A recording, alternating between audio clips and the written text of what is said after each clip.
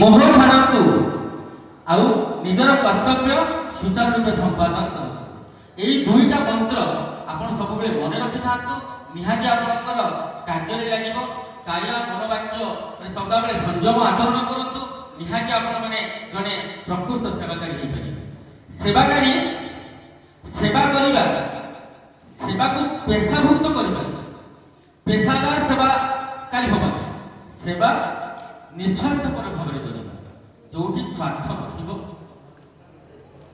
निज अंतर सेवा प्रदान करिबार इच्छा प्रकाश इच्छा थी सेठी ही सेवा प्रदान करा। देखो डाक्टर इंजीनियर समस्ते जेते जेते सब अच्छा चाकरी करछन समस्ते सेवा प्रदान करछन समस्ते प्राप्त भी पाउछन। आमे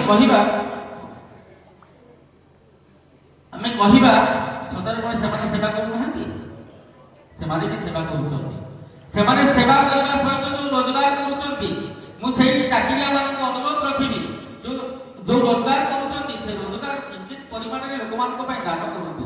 आपण को जदि किछि बळी जाउछि सेटा गरीब असहाय मान को दान करतु ताहले आपण को सेवार मानटा आहुरी बढुछि।